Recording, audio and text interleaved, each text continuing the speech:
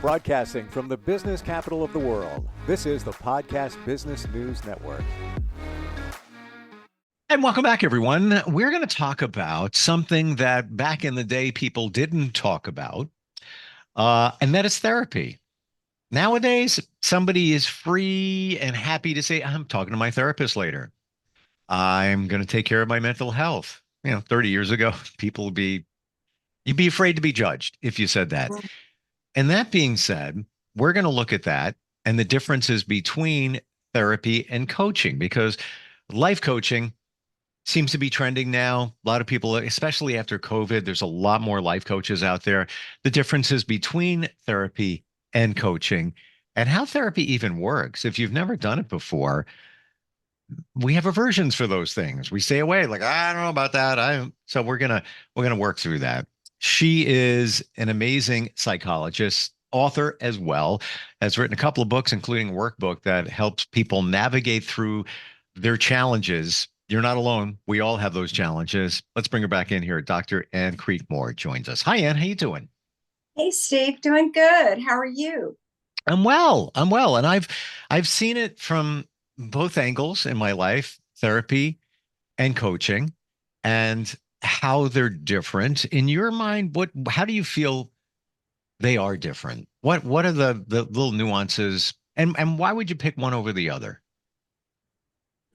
And what are your thoughts on it, having done it? And then I'm going to add to that. That's Okay. okay. So I feel that coaching has a place where there's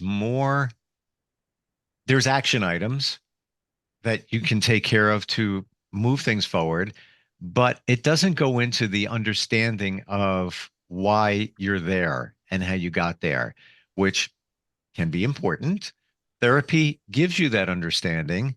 Um, and there's still things to work on, but you go a little bit deeper into terms of understanding why I'm like this, why, Right, why right. I'm why I'm doing that. For me, honestly, that was a game changer.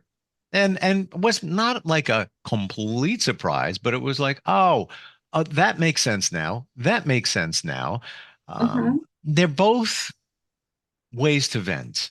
They're both ways to express your feelings and get feedback from somebody who is impartial. So there is similarities there, but both are great, and you can have both, in my opinion. You can have a coach, life coach, and also a therapist. You can have a psychiatrist, a therapist, and a life coach. That's all good too. Right, But that's right. that's my view of it. Your Mm-hmm. thoughts? Makes sense. Yes. One thing that I would add to it is that the credentials, that they're both great, and you can do both, and you can do both at the same time, because also usually life coaching is not covered by insurance, as whereas psychotherapy is covered by outpatient mental health visits are usually covered by your insurance. There may be a deductible originally, or Sure. there may be copay or whatever, or there may not be, depending on what your insurance plan is. You just have to call them and ask them for outpatient mental health visits. What's my, unmet deductible this year, and what's my copay? But life coaching, I think, generally is not covered by mental health under major medical in your insurance. So that's one thing you consider. And then the other thing is that if you go for the psychotherapy, then it's usually from someone who's had to be a professional who's been licensed in that area.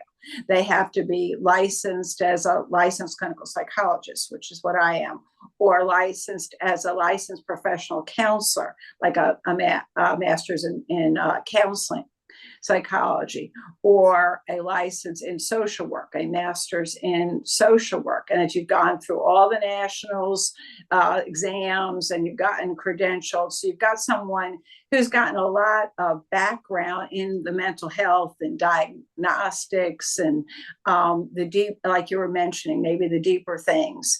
You're Sure. not necessarily going to go to a coach. They're not going to diagnose you, like say you have anxiety. And they, you know, they Mm. might understand you're stressed or you're anxious, and they're helping you with anxiety and probably doing a great job. Because that can be things like mindfulness and meditation, and just working on the life activities that are stressful and getting goals to work it through to a better level in the coaching. But you're not necessarily going to get like, oh, okay, this is PTSD and this is the treatment, the psychotherapy or the treatment that we would provide, for example, for that. Um, so there's a little difference in the level of and just in the finances, and also in the diagnostic and treatment level that you're going to get. Well, yeah, the diagnosis, I left that part out. Thank you for reminding me. Mm-hmm. Life coach is not going to do that. Life coach is No, not going no, to. that's, mm-mm. But I Mm-hmm. guess it does loosely connect to when I said connecting to your past and why you are the way you are. I guess in a roundabout way, I meant your diagnosis, but at least it's understanding. Let's say you went through something in childhood and now you've got things that are holding you back now, and you can't understand why. It'll help you connect. Mm-hmm. The one thing I've heard from some, and with one therapist, I experienced it where you sometimes keep going over the same stuff. And that's, maybe that's the individual therapist, but it's like the same, like I'll be honest, I'm fully transparent. Uh, let's say 12 years ago, I was with a therapist and he was okay. And then re-engaged him about 3 years ago or so. But I didn't find it things that weren't moving forward. He was just rehashing current situations, asking about what's going on, and it just got stale. Honestly, I feel he was aging out, and that might have been a reason for it. He just wasn't as sharp, in my opinion. Um, but your thoughts, how does I know a lot of people have not done therapy, ponder it, know that it might work for them, but it's the fear of the unknown. Like, how's that going to happen? How's that going to work? I don't want to keep rehashing, maybe something that could be, maybe something that could be painful for somebody. Um, how do you navigate, the therapy with a therapist? That's a good question, because some of the actual benefit of the therapy is not just if you're focusing on a certain problem and getting certain kind of help with the problem, is also the therapeutic relationship. It's, having Hmm. someone to talk to that's warm and accepting and empathic to you, and you should be able to feel you can be open with that person. One, it's all confidential. I mean, unless somebody is telling you that they're imminently going to go hurt themselves or someone, technically you're not going, you have to keep it. If you're a licensed professional, you can't be violating confidentiality and telling anybody anything. So I mean, let's say have they sign a permission, a release of information saying, I want you to provide this to my insurance company or a diagnosis or whatever, so you can get paid or whatever, tell my doctor so I can get the medication, they have to sign a release. Otherwise, you don't have any fears that you can't be open and honest with your therapist. They're just there for you and listening to you.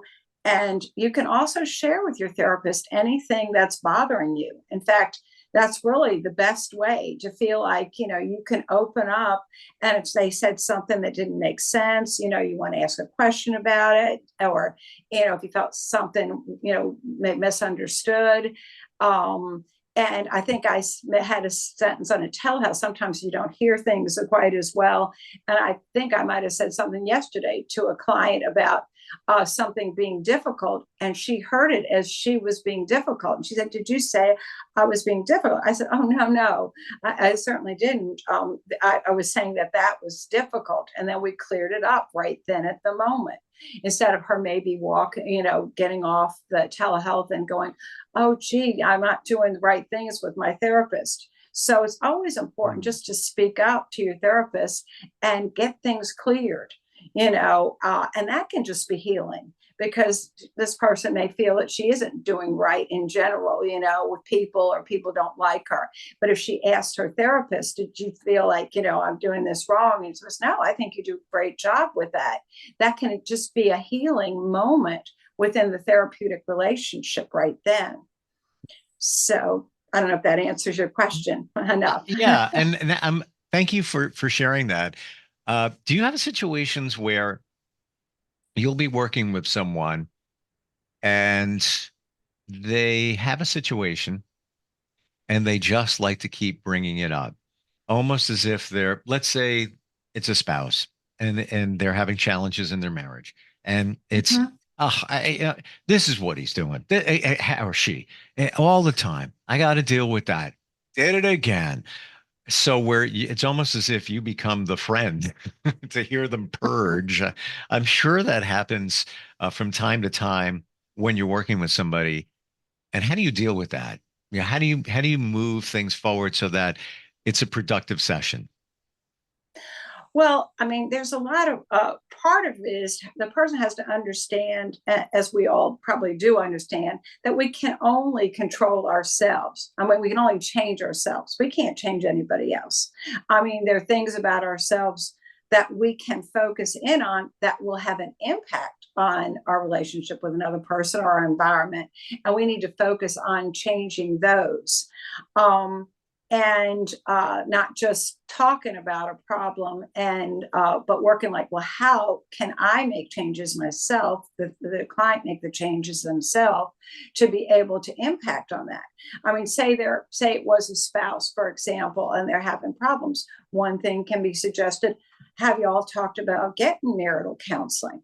I mean, would you I don't mind any significant other coming in. Some of them like to come in and say, I'd like to share a little bit about what's going on. You get a better picture of the person you're working with. Um, Sometimes then they want to work on communication. How do they communicate healthfully to each other and get win-win? Um, so it's always kind of leading it back to, well, what is within our realm of possibility. If we're just talking about something at time and again wouldn't really help. So how do we get the focus to do something active?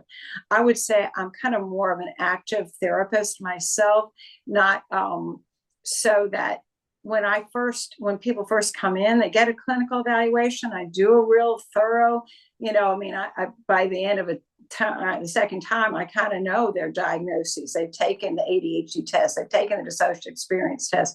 We've gone through the, diagnostic statistical manual. Is it unipolar depression or bipolar depression?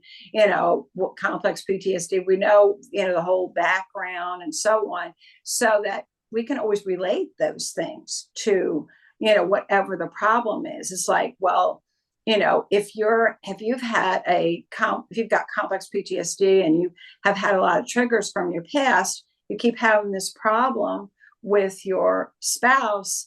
Are you being triggered? For example, is this triggering past pain? If you can go and maybe write the letter of your feelings and your needs or something and clarify, or kind of ask yourself, well, I'm feeling this way, and it's just about a pencil that got moved off my desk. Maybe it's a little bit more than that. And what is it? What does this remind me of? Maybe can think of someone who always felt that her property wasn't paid attention to. No one cared about her things. And in growing up in childhood, so it was really triggering that pain then, versus it really being the issue at the moment that the spouse didn't, move their pencil or something, literally. And so then you can take it back, like you were saying, to, the root causes within the self to work on and be able to work that through. But there's many options, but you don't want to just stay at the, that level. You want to take it deeper and figure out, well, how does this connect to you, and how do you heal from the past, or how do you heal from what's going on with you? Would you say that everything, trying to phrase this properly, everything that we do or the way we react to things is always connected to our past? or a past situation. Could have been something in the last year, could have been something decades ago in our childhood. Is it Mhm. always the way we react? Is it always connected to something in our past? It's really, yes, I would say it's always related to something in our mind, in our thoughts, and how we take things, and then that's kind of the place to start, like when something happens, what are my thoughts about it? Are they negative thoughts? Are they positive thoughts? Are they Hmm. things that lead me to feel good and to be act lovingly Hmm. and then create something good out of this? Or is it a negative where I'm seeing not trusting, or I'm, something happened, like silly example I just Sure, gave sure. about property, feeling like you didn't have any space and no one cared about your things, and then you just feel that way whenever anything happens, and then you can trace it back, get the grief out around that, but start to remove it from your present and move into, say, reframing. Oh, this person put my pencil over there because I always use my pencil there, and they were nice enough to stick it there. But you don't have an open mind to it because your past has gotten Yeah. in the way. You brought it into the present. And you said something that I didn't touch upon, but it's key. When I said, do we always react based on something in our past? I was in my mind, I was thinking negatively. I didn't think of positively because that could happen too, right? You could Right, have, right. right? Exactly. Hmm. Yes. And we What? want to move into the good and the positive if we can. And Sure. but it could also be, still we're in a kind of a fantasy camp projecting out all that we've been through and not really seeing the present. We want to be just present, with what's going on, and then You- create the good from there. So here's a probably a big question. Do you feel that most relationships, marriages, partnerships, maybe a business relationship, when they go sour, it's because of things from the past, from either both or one of the people that are in this partnership, this union? Is it they haven't worked on those things, they haven't recognized those things, and is it usually that's what's going on? Yeah, that's a form of therapy. The Jungian originally, and Freud as well, original kind of fathers of the psychology and psychoanalysis and so on, of just and becoming psychodynamic therapy, that we have kind of got all these defaults in our system, by the time that we're, teenagers, we already have kind of this, these defaults of reacting to things, and we're more reacting to our own little schemas versus what's happening in the present. We've kind Mm, of made our decisions, at the developmental phases. Can you trust people or not trust people? For example, mm, do I have self-esteem? Can I be autonomous and express, or do I have low self-esteem? Do I have shame? And so on. And so we're always kind of reacting to ourselves and what our experiences have been, and what decisions or what our unconscious, subconscious beliefs are about ourselves and our place in the world. And that's yeah. what we uncover, yes, in therapy, so that we can kind of erase those and just release those, especially if they're negative. If they're good, that'd be great to keep. But if they're negative, we want to release them so we can see the truth of what's happening in the present. Would you say that if all of us worked on ourselves, figured things out a little more clearer, that the divorce rate would be a lot lower, people would be happier? Do you think that would be that would change things? Absolutely. Absolutely. I think it's just before people get divorced, it's always good to get therapy. I mean, and not wait till the verge of divorce, preferably, because things could get really out of hand. I mean, somebody may, have an affair because they're unhappy. At that point, you got another problem to deal with, to Sure. work when you're not even working on the original reason the person's feeling, that they, aren't getting their needs met. So it's always important, I think, to you Mm. put in that much time and energy, go to, you've been married and you made a commitment to go to the therapy and try to see what can work it out, and get, at least go to like maybe a psychologist that would be able to assess the problems, and the diagnostics of it, and so that each person, because nobody's perfect. I mean, you might, have a good man or woman, but they might have ADHD. Well, maybe they can get help for their ADHD. Of course, they can get help on it, maybe, but hopefully they would be willing. And Sure. then maybe a lot of the issues would be much improved. Somebody with ADHD, the spouse sometimes can just put up signs, don't forget this when you leave, the door. And some little thing that bothers you is, kind of taken care of if you agree to that and don't, so things can be resolved rather than just, giving up. Absolutely. It's in my journey and talking with people as well. For me, I see it goes back to things that have happened to you. And that's why you're the way you are. Example, I'm in a men's Yeah. group. I've shared with you. Uh, one of the men brought a guest the other night, Mhm. and we do a check-in. So we do a 1 to 10. How you doing today? He checked in quite low. Then we started what we call an inspecting. What's going on? And this is, it's confidential here, so I can say this. Nobody knows who he is, but Sure. he's getting divorced. He has turned to alcohol. Apparently, alcohol has been something that's been floating around there for a while. Right. And he deployed the divorce in January because it's just not going well.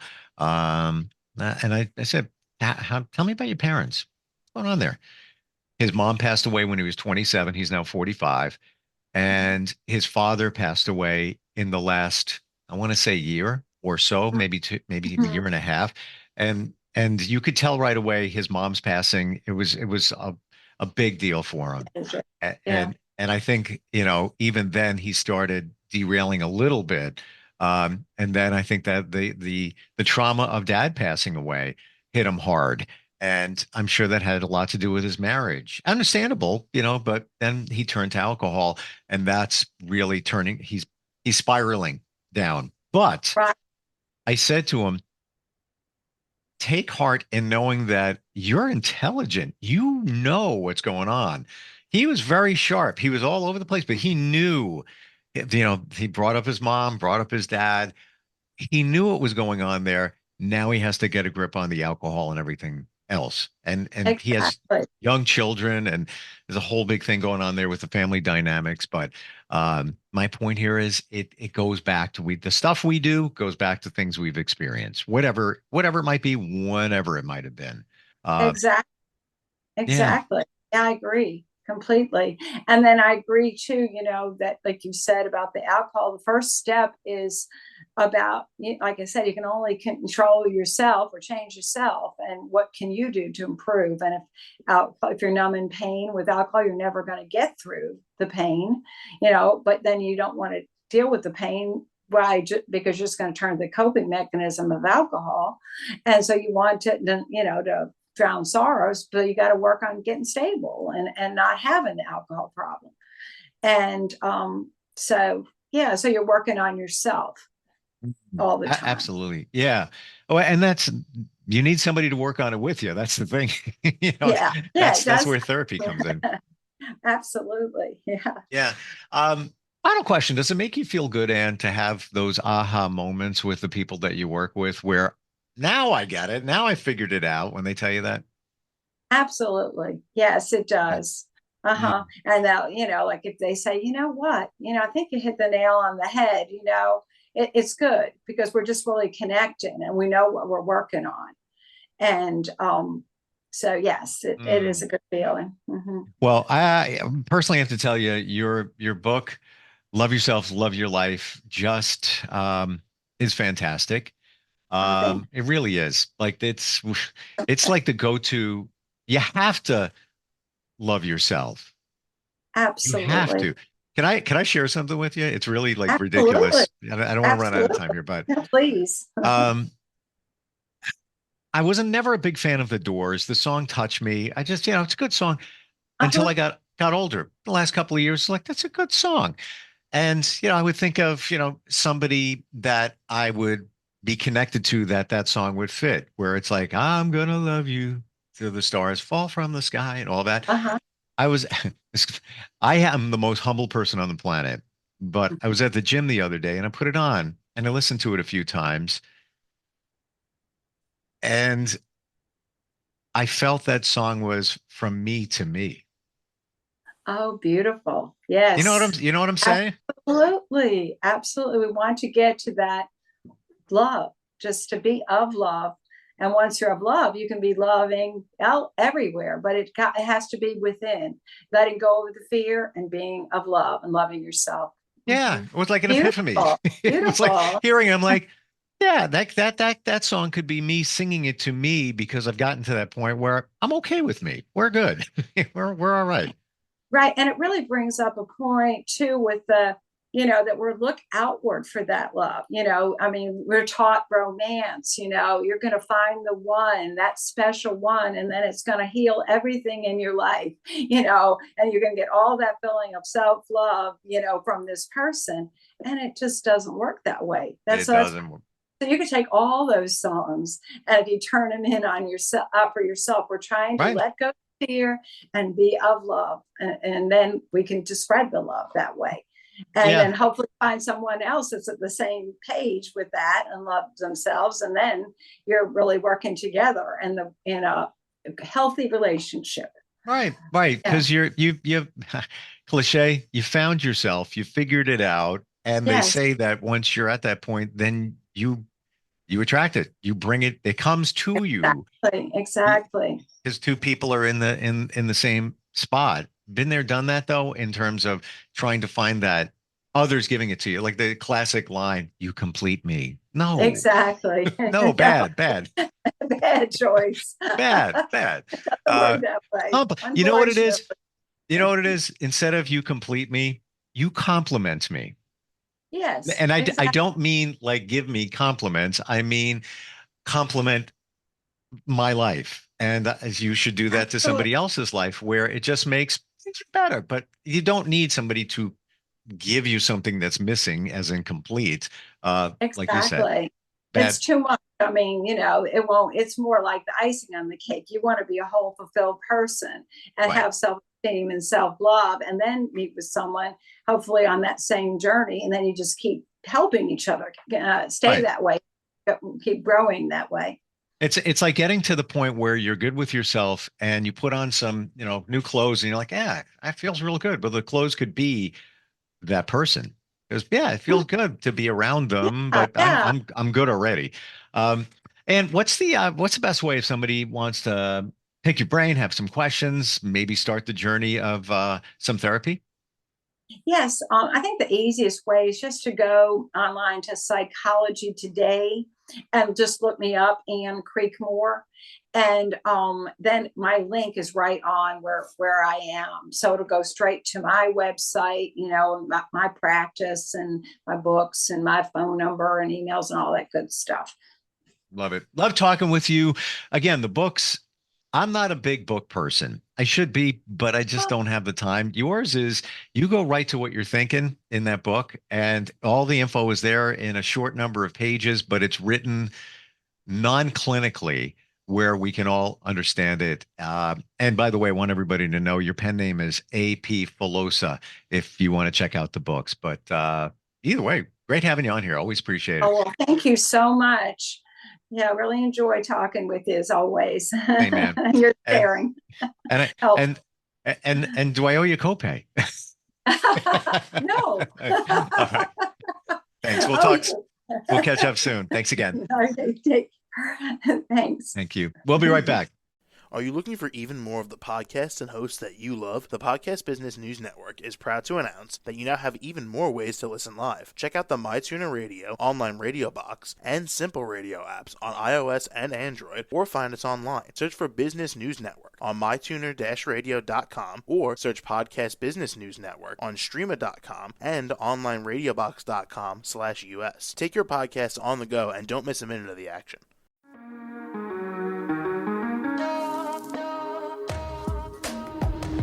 Broadcasting from the business capital of the world, this is the Podcast Business News Network.